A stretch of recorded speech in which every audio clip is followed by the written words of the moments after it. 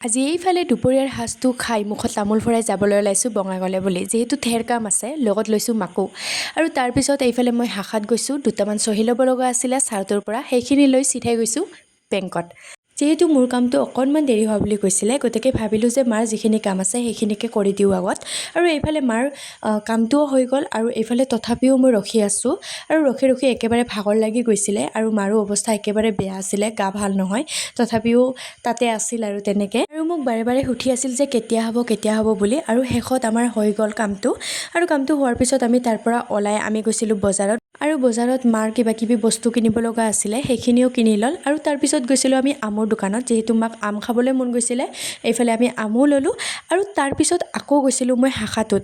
মানি problem ৰাইজ, মানে পইচা নহ'লেতো একো নহয়েই, গতিকে ময়ো এইফালে পইচা উলিয়ালোঁ। আৰু এইফালে মোক পইচা উলিওৱা দেখি মায়ে মোক কি বুলি কৈছে জানেনে? মায়ে কৈছে যে মোক উলিওৱা দেখি চাগে তোৰ হিংসা লাগিলে, কথাটো নোহোৱা নহয় বাৰু।